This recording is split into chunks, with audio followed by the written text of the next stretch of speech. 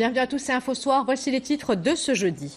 Développer la petite enfance, un engagement envers l'avenir. Les travaux des premières assises nationales du développement humain se sont ouverts aujourd'hui à Srerat. Sa Majesté le roi Mohamed VI a adressé un message aux participants où il appelle à l'édification du Maroc de demain. Les informations et vidéos qui circulent sur les réseaux sociaux, les chiffres clés de la lutte contre la criminalité au niveau national. Dans le cadre de la stratégie de communication de la DGSN avec les médias, une conférence de presse s'est tenue au siège du BCIJ à Salé. C'est un vendredi plein d'incertitudes qui s'annonce en Algérie. Le général Ahmed Gaïd Salah a annoncé l'interdiction de manifestants venus d'autres régions d'accéder à la capitale. La tension est déjà palpable. 2 personnes ont été tuées dans des heures nocturnes. Boys Don't Cry est une pièce jeune public construite sur la base d'un texte de Chantal Thomas. La représentation invite à une réflexion à la fois nostalgique, drôle et tendre sur ce que c'est que de danser quand on est un garçon. C'est à découvrir à la fin de cette édition dans la chronique culturelle de Samia Habsi. Madame, Monsieur, bonsoir. Investir plus dans le développement humain pour l'édification du Maroc de demain. C'est toute la philosophie du message adressé par Sa Majesté le roi Mohamed VI aux participants à la première édition des assises de l'INDH. Le message royal qui a été lu par le ministre de l'Intérieur, Abdelwafil Ftit, appelle à amplifier le soutien à la petite enfance. Les grands axes du message avec Jada Belden et Hicham Souni. Le récit est de Salima Benabou. Investir dans les aspects immatériels du développement humain, condition sine qua non pour édifier le Maroc de demain.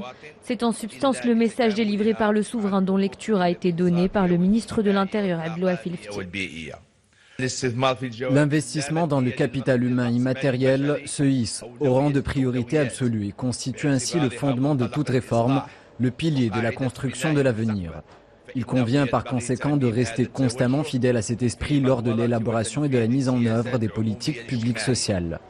C'est en effet le moyen idoine d'apporter des solutions appropriées aux problèmes réels de la population, en choisissant les meilleures approches, en définissant les voies les plus judicieuses pour surmonter tout obstacle au développement humain global. Dans ce message royal, le souverain a rappelé que ces assises organisées sous le thème « Développer la petite enfance, un engagement vers l'avenir » traduisent et consacrent l'engagement du royaume en faveur de cette question. Nous avons constamment attaché une importance singulière à ce thème, plus que jamais d'actualité, en accordant une attention particulière à la promotion des conditions de l'enfance. Celle-ci constitue en effet le pilier de la société, la force motrice qui lui permet de se projeter dans un avenir porteur d'un essor économique et social, global et inclusif. À ce propos, nous mettons particulièrement en exergue la nécessité d'améliorer le système de santé en attachant un intérêt accru à la santé maternelle et infantile, en assurant un accès équitable aux prestations sociales, en proposant une offre cohérente dans le domaine de l'enseignement préscolaire et en veillant à sa généralisation, notamment dans le monde rural, pour lutter contre l'abandon scolaire. Si le souverain énumère les avancées réalisées, Sa Majesté le roi Mohamed VI pointe aussi du doigt certaines limites que cette initiative permet de dépasser. Les faits attestent d'un déficit significatif à ce niveau en raison d'une faible coordination de l'élaboration des politiques publiques et de l'absence de convergence, de cohérence des interventions. Cet état de fait est par ailleurs accentué par les disparités spatiales et socio-économiques. Pour remédier à cette situation critique, l'Initiative nationale pour le développement humain constitue un modèle à suivre par ses interventions transversales et son rôle de levier majeur du développement social. En effet, elle permet de mutualiser les efforts et de coordonner les politiques publiques.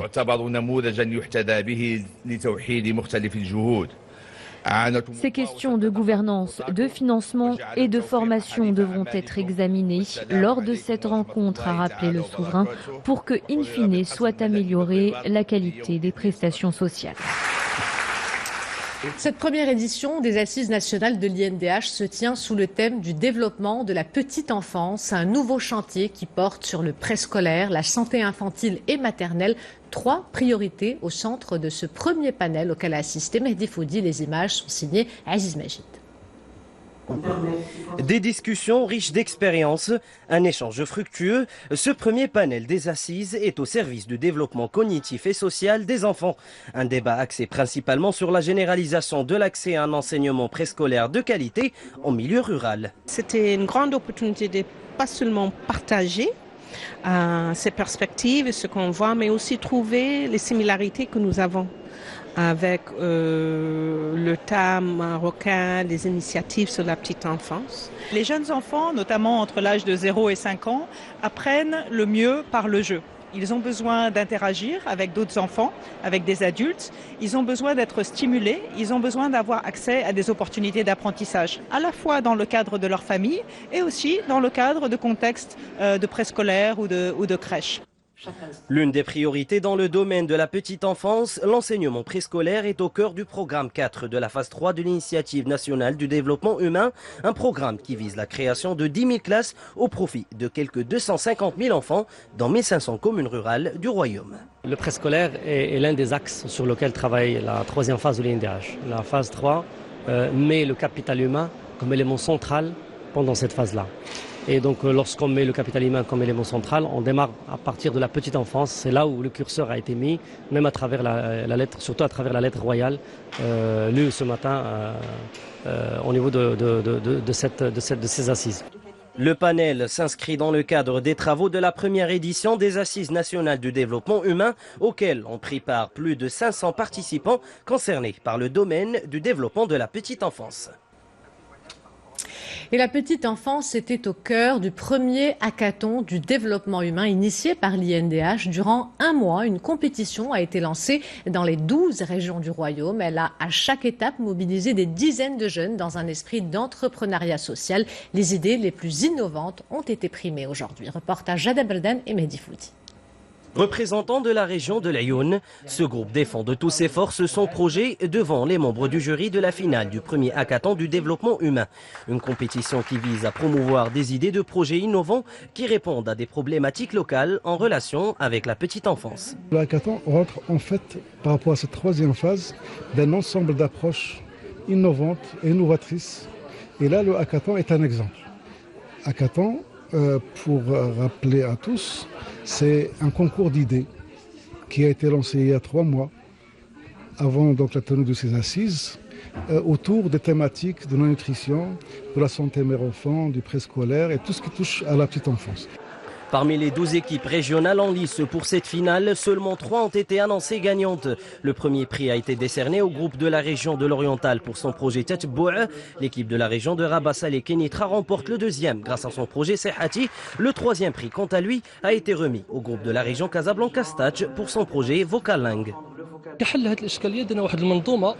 On a essayé d'élaborer un système informatique qui compte une base de données des femmes enceintes et leurs nourrissons qui seront prochainement vaccinés. Ce système permet de leur envoyer des SMS par téléphone en guise de rappel. Sous l'égide de l'initiative nationale du développement humain, les compétitions éliminatoires ont été organisées du 9 juillet au 8 août dans les 12 régions du Royaume, avec la participation de plus de 500 projets. Pour les autres groupes finalistes, l'aventure ne s'arrête pas là. Leurs projets bénéficieront d'un accompagnement de la part de l'INDH. Cette fois-ci, c'est un projet qui va permettre à 100 jeunes étudiants marocains de poursuivre leur master dans une université en Espagne. Jeune génération en tant qu'acteur du changement. C'est un nouveau partenariat entre Rabat et Madrid. Les bénéficiaires de cette bourse ont participé aujourd'hui au lancement de la première phase de ce projet. C'est un reportage de Mustafa Saïdouni. Le récit est de Rita Sah. Ces 13 étudiants marocains se rencontrent pour certains pour la première fois. Bien qu'ils aient choisi une voie différente, ces jeunes ont un point commun. Tous sont les heureux bénéficiaires d'une bourse qui leur permettra de poursuivre leur master en Espagne. Un projet financé par l'Union européenne et coordonné par le service espagnol pour l'internationalisation de l'éducation. Ce sont mes professeurs qui m'ont proposé de postuler. Ça va me permettre de découvrir une autre culture, d'autres écoles, une autre manière d'étudier. J'ai choisi un master en data science dans l'Université Polytechnique de Madrid. Et je suis très heureuse et honorée d'être acceptée pour bénéficier de cette bourse. Sur plus d'1 millier de candidatures reçues, 100 étudiants ont été retenus, des jeunes sélectionnés par le ministère de l'Éducation nationale, des candidats qui poursuivront leur cursus dans de nombreux domaines, notamment la technologie, le tourisme, l'économie sociale ou encore l'éducation. Le concours était ouvert à tous les étudiants marocains qui souhaitent aller en master dans presque tous les domaines. 26 universités espagnoles participent à ce programme et plus de 150 masters sont concernés. L'importance de ce projet dont nous sommes particulièrement fiers, ce n'est pas seulement que ce soit un projet soutenu et financé par l'Union européenne avec 2,6 millions d'euros et que le Maroc ait été choisi comme le pays dans ce projet qui a le plus de force et de poids. Ça, c'est très important pour nous parce que vous êtes non seulement un pays ami, voisin et frère, mais un partenaire stratégique global. Une fois leur master en poche, les futurs diplômés pourront bénéficier d'un suivi qui devrait faciliter leur implémentation entrepreneuriale au Maroc. Les meilleurs travaux réalisés en fin de cursus seront gratifiés. Un programme qui permettra de consolider la mobilité dans l'éducation supérieure et créer ainsi des synergies positives de migration circulaire. Arrêtons-nous à présent sur ce bilan, les informations et vidéos qui circulent sur les réseaux sociaux, les chiffres clés de la lutte contre la criminalité au niveau national. Dans le cadre de la stratégie de communication de la DGSN avec les médias, une conférence de presse s'est tenue au siège du BCIJ à Salé. Plusieurs chiffres ont été dévoilés lors de cette rencontre. En ce qui concerne les opérations sécuritaires, plus de 420 000 individus ont été arrêtés depuis le début de l'année. Les détails dans ce reportage de Marim Amlel, de commentaires et de Isa Sharqi. C'est ici, au siège du Bureau central d'investigation judiciaire, que le bilan en chiffres des forces de l'ordre a été dévoilé lors d'une conférence consacrée à la présentation des efforts de lutte contre la criminalité. Parmi ces chiffres, plus de 449 000 affaires à caractère pénal ont été enregistrées en milieu urbain depuis le début de l'année.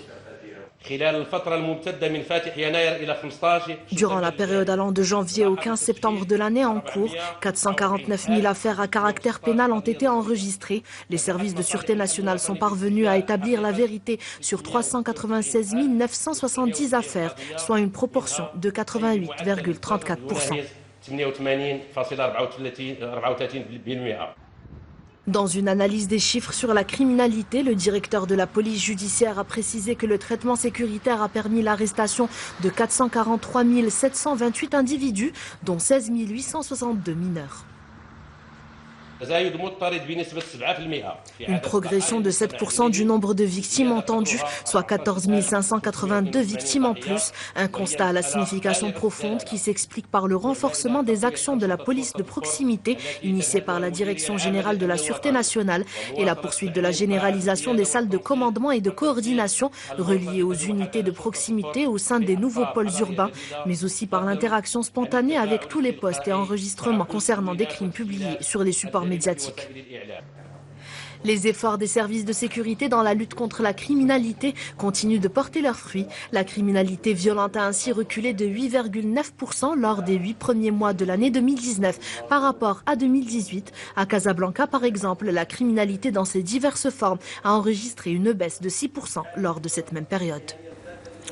Nous ouvrons la page internationale avec cette tournée dans le Golfe du secrétaire d'État américain. Mike Pompeo a assuré à Abu Dhabi que les États-Unis privilégiaient une solution pacifique avec l'Iran, qu'il accuse d'être à l'origine de la récente attaque contre des installations pétrolières en Arabie Saoudite. Le chef de la diplomatie américaine a rencontré le prince héritier d'Abu Dhabi, Mohammed bin Zayed Al Nahyan. À l'issue de leur entretien, il a évoqué devant des journalistes l'existence d'un consensus dans le Golfe sur la responsabilité de l'Iran. Le président déchu, Zine El Abidine Ben Ali, 83 ans, est décédé ce jeudi en Arabie Saoudite où il vivait en exil depuis la révolution de 2011. Maître tout-puissant de la Tunisie pendant 2 décennies, de 1987 à 2011, Zine El Abidine Ben Ali avait abandonné précipitamment le pouvoir le 14 janvier 2011, laissant derrière lui une population éprise de changement et de liberté et un modèle économique tunisien en panne. Ces dernières semaines, des rumeurs sur son état de santé avait circulé. Mounir Benselha, son avocat autoproclamé, avait affirmé le 12 septembre qu'il se trouvait en effet dans un état critique.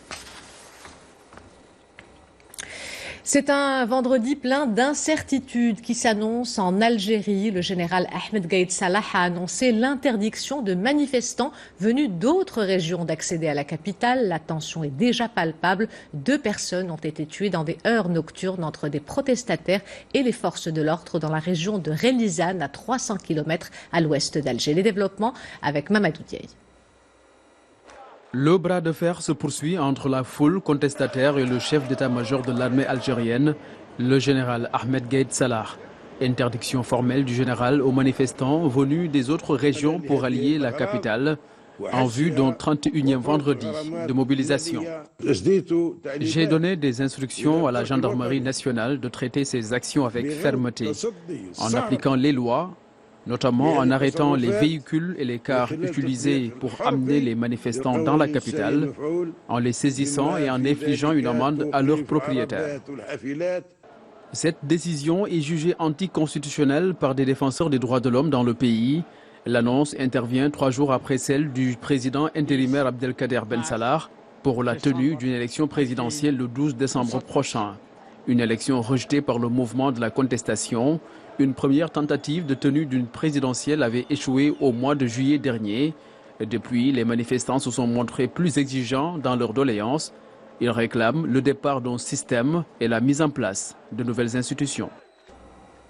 C'est une plateforme de débat et d'échange, mais aussi un lieu de découverte et de brassage des cultures. La Biennale de Luanda, c'est aussi l'occasion de découvrir le Festival des cultures, un événement qui réunit une vingtaine de pays, dont le Maroc, venu présenter la richesse de son patrimoine à travers notamment le cinéma, la photographie et la musique. C'est un reportage de nos envoyés spéciaux en Angola, Sarah Jabri et Abdel Fattah Moum.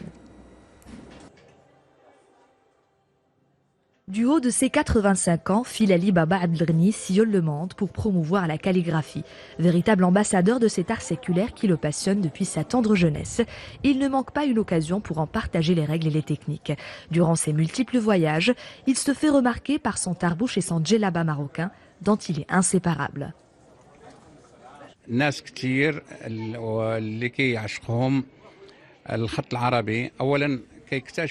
Partout dans le monde, les gens apprécient la calligraphie arabe, puisqu'à travers elle, ils découvrent une nouvelle culture. Pendant que j'écris leur prénom, je leur fais une petite présentation de cet art et de ses techniques. Les gens portent beaucoup d'intérêt à ce que je fais et sont avides de découvertes.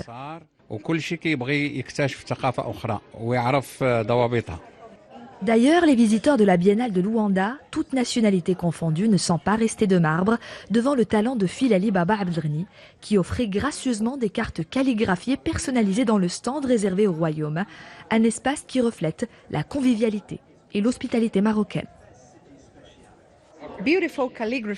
C'est la première fois que je vois mon prénom écrit en langue arabe. Je trouve que c'est très joli. L'artiste a écrit mon prénom en arabe. Il est vraiment talentueux. Je découvre les lettres arabes pour la première fois et je suis impressionnée. Du Maroc à l'Afrique du Sud, en passant par le Rwanda et le Cap-Vert, la Biennale de Luanda investit la forteresse portugaise de São Miguel pour célébrer la richesse, la diversité et la singularité du patrimoine culturel et artistique africain. On poursuit le voyage à travers la planète culture avec cette fois-ci la chronique de Samia Hadissi. Samia, bonsoir. Bonsoir. Alors vous nous présentez ce soir une pièce chorégraphique que l'on doit à Hervé Koubi et ça s'appelle Boys Don't Cry. Alors moi, Ihsan, j'ai adoré l'idée même de cette pièce, celle de sensibiliser de manière très ludique et très plaisante sur l'approche genre. Ce mot assez impersonnel, Ihsan, qu'on connaît bien, n'est-ce pas? Et qui considère entre autres les différents rôles et fonctions qui sont assignés de facto par la société à l'homme et à la femme. Boys Don't Cry, traduisez les garçons ne pleurent pas. La pièce du chorégraphe Hervé Koubi met en scène 7 danseurs issus du hip-hop et du street dance qui jouent une partie de football un peu improbable. Et donc le chorégraphe part de cette idée pour une réflexion à la fois drôle et nostalgique sur ces préjugés qui ont la dent dure. Les petites filles seraient prédestinées à la couture et les petits garçons au ballon, au football. Une pièce qui raconte la difficulté pour un garçon garçons, surtout dans les pays du sud de la Méditerranée, de danser. Pour ceux qui auraient raté la pièce hier à la salle Bahnin Rabat, eh bien, sachez que Boys Don't Cry est en tournée dans les instituts français du Maroc et se produit ce soir à Meknes, le 21 à Tétouan, le 24 à Casablanca et le 26 à Marrakech. On regarde ce reportage de Mohamed El-Kens et Hicham Souni. Récit Salima Blanc. Entre hip-hop, street dance et danse contemporaine, 7 garçons investissent la scène comme un terrain de football. Boys Don't Cry, un postulat de base qui range dès l'enfance filles et garçons dans 2 cases distinctes. Les premières sont destinées à jouer à la poupée et les deuxièmes au ballon. À travers cette pièce, Hervé Koubi tente justement de tordre le cou à ces clichés. C'est un spectacle que Faisal et moi, on a souhaité dédier à nos parents, à nos mères respectives et aussi et surtout à nos papas. Une ode aux origines et à la famille du chorégraphe, un regard mélancolique sur l'enfance. Boys Don't Cry est directement inspiré d'un texte de l'essayiste et philosophe Chantal Thomas. Ma mère m'oblige d'aller au collège alors que j'ai la peste. Bonjour la compassion. C'est un spectacle qui est dédié essentiellement à un public jeune, mais qui s'adresse aussi à tous les publics et qui fait la part belle à la danse urbaine, à la danse hip-hop, et ainsi qu'au thème du genre, puisque le texte a été écrit par Chantal Thomas. C'est aussi parler, c'est danser. C'est un spectacle très dynamique. Un hymne à la liberté, une réflexion ludique sur la difficulté de danser quand on est un garçon et qu'on est né sur la rive sud de la Méditerranée. On enchaîne, Samia, avec Temps de Jazz et avec cette fois-ci une autre scène du festival, mais qui accueille le public dans l'après-midi. Et moi, je dirais même, Yassine, que c'est encore mieux l'après-midi Temps de Jazz dans les jardins du musée de la Casbah tangéroise. Le groupe Funk Fiction a fait swinger le public avec des rythmes rock bien trempés, un soupçon de jazz et de dub qui est une sorte de reggae. Donc une ambiance très sympathique, comme vous pouvez le constater. Funk Fiction, 5 garçons à l'énergie débordante et communicative.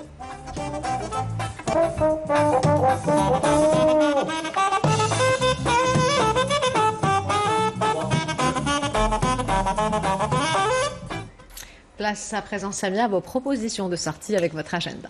Et on commence avec un très beau spectacle pour le jeune public qui est intemporel et qui devrait ravir le jeune public. Hassan, le livre de la jungle, le 21 septembre au Studio des Arts Vivants à Casablanca.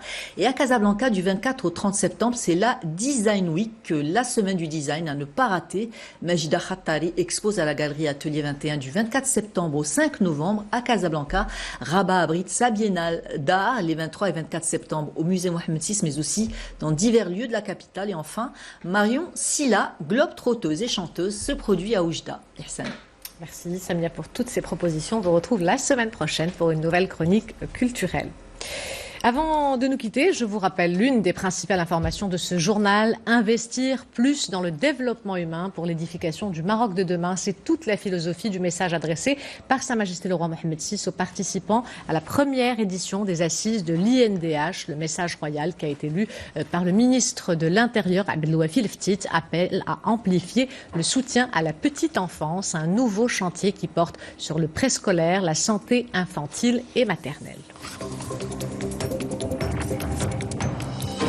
C'est la fin de cette édition. L'information se poursuit sur notre site 2m.ma et sur l'application My2M. Le prochain journal El Masaïa vous sera présenté par Hicham Gharfaoui demain à cette même place, Mehdi Soufiane. Quant à moi, j'aurai le plaisir de vous retrouver lundi. En attendant, portez-vous bien et excellente soirée à tous.